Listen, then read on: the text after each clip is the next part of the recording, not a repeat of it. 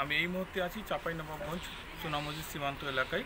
আপনারা দেখতে পাচ্ছেন এই 5ই তারিখ 5ই আগস্ট গণঅভ্যুত্থানের পর সীমান্ত এলাকায় নিরাপত্তা জোরদার করা হয়েছে। নিরাপত্তা জোরদারের পর থেকেই সীমান্তে যারা যাত্রী আসা যাওয়া করছে কঠোর নিরাপত্তার মধ্যে দিয়ে যাওয়া আসা করছে। এছাড়াও আপনাদের দেখাতে চাচ্ছি যে পণ্যগুলো আসছে সেগুলো ব্যাপক নিরাপত্তার মধ্যে দিয়ে আসছে। আমরা দেখতে পাচ্ছি বিজেপি এই পণ্যবাহী গাড়িগুলো ব্যাপক তল্লাশির মাধ্যমেই ছাড় প্রদান করছেন।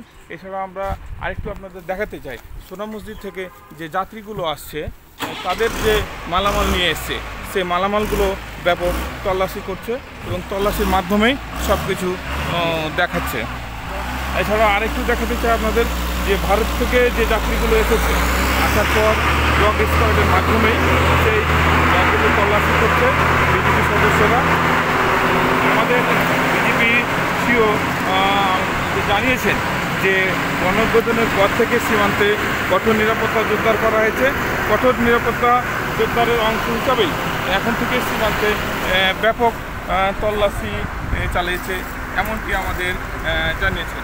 এই ছিল সর্বশেষ সংবাদ। ফারুক হোসেন, চাঁপাইনবাবগঞ্জ।